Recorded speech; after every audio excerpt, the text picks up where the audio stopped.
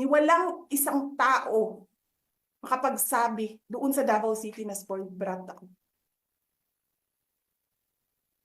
Sabihin niyo, corrupt ako? Ako ba yung may bribery case sa mga Supreme Court justices na hindi nahihiya? Wala akong corruption case. Ano po ang pwede nyo maging remedy para matapos na ito, lalo't nagsisigaw na po ang taong bayan na mag-people power na? Yes. Huwag kang mag-alala, ma'am, sa security ko. Kasi may kinausap na ako na tao.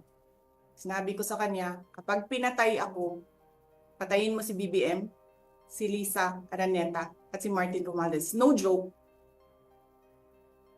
No joke. Nagbilin na ako, ma'am. Pag namatay ako, sabi ko, huwag ka tumigil hanggang hindi mo mapatay sila. And then he said yes. So, alam mo, ma'am, yan ang lagi kong sinasabi sa Makabayan Blanc nung mayor pa ako. Ang laban, wala dyan sa EDSA, ma'am. Wala dyan sa mga highway. Ang laban, ma'am, nandun sa loob ng palasyo. Yan ang problema. We appreciate yung expression ninyo ng disgust, ng pagkamuhi, ng hopelessness, kasi it reflects kung ano yung nararamdaman ng marami, milyon. Alam ko yan, ma'am, kasi kahit saan ako pumunta, ako ang sinasabihan, binoto namin yan dahil sinabi mo, iboto namin.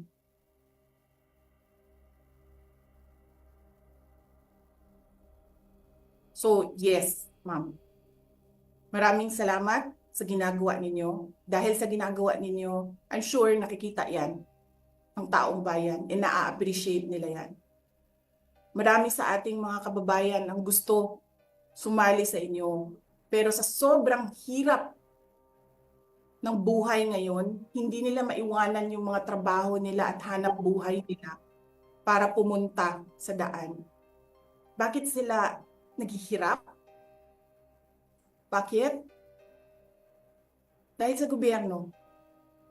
Di ba dapat yung gobyerno natin ang nagpapagaan ng buhay ng tao? Bakit ang gobyerno natin ang nagpapahirap lalo sa tao? Kasi gusto ba nila lagi na lang mahirap ang mga tao para madali mapasunod? May mga lugar kami sa Mindanao na ganyan ang mga politiko. Gusto nila mahirap lahat. Kaya bahugan lang nila ang kwarta. Governor na sila, mayor na sila, congressman na sila. Hanapin niyo, ma'am, yung mga lugar na sobrang hirap sa Mindanao. Tingnan niyo anong gawain ng politiko. Pinapakain lang ng pera ang tao. Binabastos yung kanilang pagkatao dahil wala silang pakialam. Yan din yung mga tao na gusto sumama sa inyo, na nakikiisa sa inyo, pero hindi nila maiwanan yung hanap buhay dahil sa pamilya. Madami yan. Madam Vice? Dempsey, do you have question, Dempsey? Pwede bang ako muna sa Montreal? Oh, sige, sir. Madam Vice, I am the GUE sa Canadian Pinoy Region Montreal, diri sa Montreal. Ma'am, tama gina imong sulti, ma'am. Kay ako, ma'am, gapokus ko sa Kamiging. Grabe gid kayo ang pangdaog-daog nila sa mga tao sa Kamiging. Insakto gid ka, ma'am. Ipangbahugan na nila ang mga tao. Kay balo magigkaon sa istorya sa Kamiging. Adlaw-adlaw na ako, gibati ko si Romaldo, pero gahi pagig kayo. So, manginaot po ko ma'am nga apilon mimo sila kay kana imong giistorya tinuod gigna tanan. Nga gibahugan ra ni Romualdo ang mga kamigingnon kay para sunod-sunod ra niya. Daghang salamat.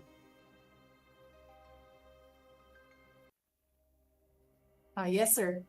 Salamat, sir. At binigyan nyo ng example ang taong bayan kung ano yung sinasabi ko. Because it's happening all over the country. Gusto nila, sila lang ang mayaman. Alam nyo ba, sa bentahan ng mga relo ngayon, sino bumibili ng mga relo? 3, 4 at one time? Mga politiko. Mga galamay ng politiko, karamihan mga congressman. Tanong nyo, sa mga dealer ng relo, ng mamahaling relo dito sa Pilipinas. Tanong nyo sa mga dealer ng mamahaling kotse sa Pilipinas.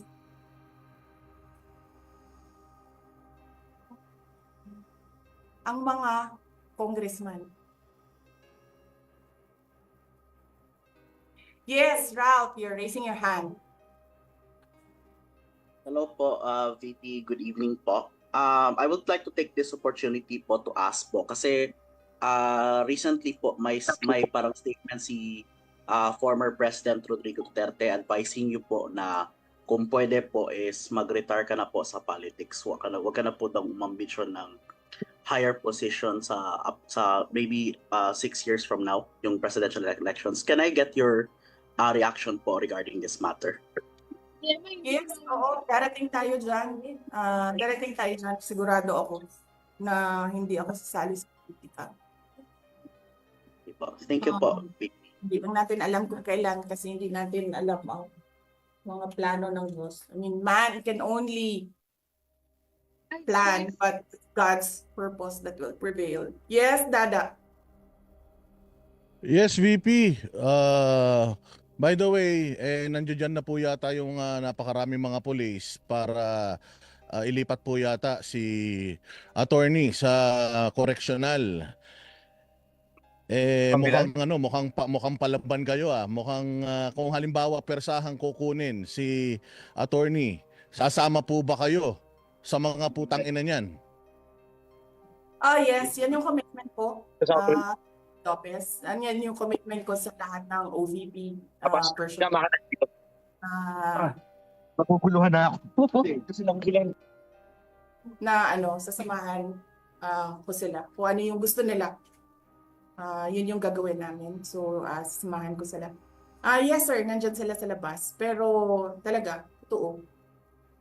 Bakit kayo maglilipat ng tao sa loob ng correctional? Convict ba ito? Accused ba ito siya of a case? Of any case?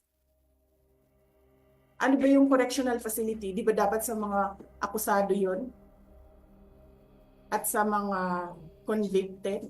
Di ba dapat kay Franz Castro yun? No. That is something to think about, no? Sa mga mambabatas.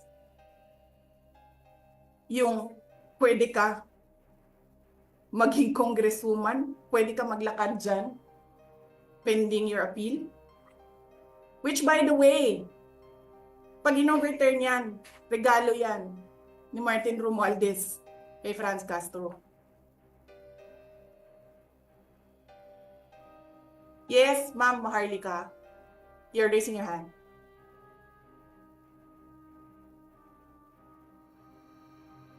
Naka-mute ka, Maharlika. Ma'am, nakamute ka. Okay. Yeah, dito nga po sa order ng ni Chua na paglipat kay Attorney Lopez sa Women's Correctional na talagang itinaon ng in the middle of the night at para nga pong mayroong kalamidad sa Pilipinas or may national threat. Di po ba BP, ginagawa lang yung mga ganitong urgent order kapag may national threat or disaster, which is kapag meron nga pong disaster sa ating bayan o may mga kalamidad, hindi po umaaksyon ang ating bangag na presidente. At maraming salamat po sa pagmura ninyo dahil talagang it's really music to our ears na ilalabas ng taong bayan yung galit ko, galit naming lahat. Ang katanungan ko po, VP, ano po ang pwedeng legal actions na pwede nating gawin sa ginagawa sa inyo, kay particularly kay Attorney Lopez, sa kanilang pag-order na ilipat dito sa Women's Correctional na ito, na alam naman ng lahat na may mga abogado nakikinig sa atin, katulad niyo po, ay talagang unconstitutional. Oh yes, ma'am. Kanina, pumunta sa akin yung Sergeant at Arms doon sa office ni Congressman Pulong Duterte. That was 6 p.m. Sabi niya sa akin, sabihin mo 5 p.m. Sinabihan pa niya ako magsinungaling. That was 6 p.m.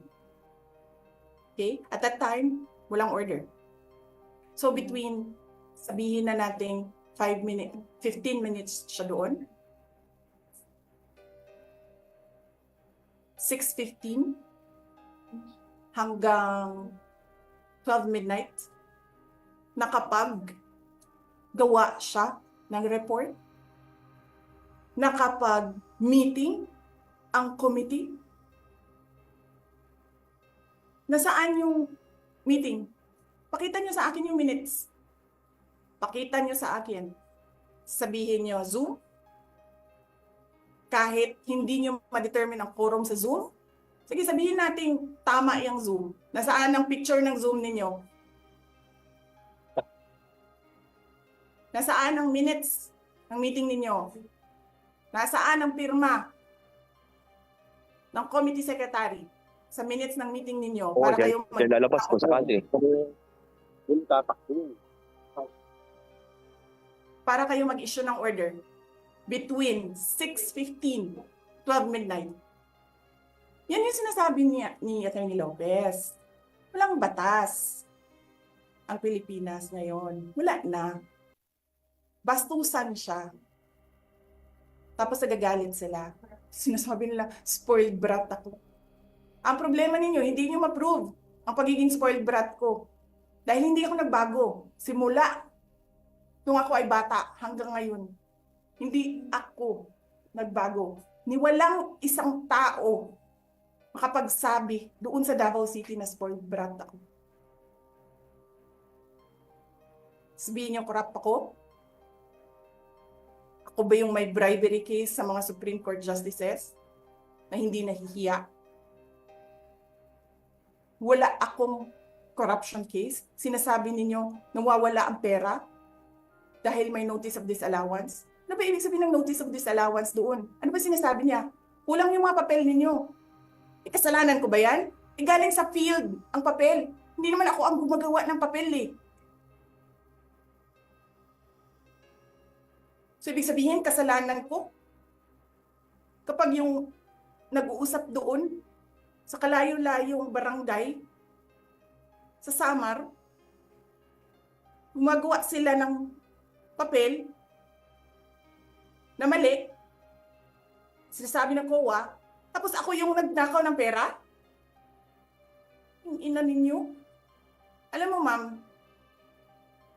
nagmumura talaga ako na tao. Kaso hindi lang ako nagmumura talaga in public. Dahil ang mga bata nakikinig sa akin. Napapansin ko yan. When I talk, children listen. That is the reason why I don't cuss in public. But it doesn't mean na hindi ako marunong at hindi ako nagmumura. I am doing it for the sake of the country kasi nakikinig yung mga bata sa akin. Hindi sila nakikinig kay Martin Romualdez. Lalo hindi sila nakikinig kay BBM. Hindi ko alam. Hindi ko alam bakit tayo umabot sa ganito. Hindi ko alam bakit umabot yung bansa sa ganito.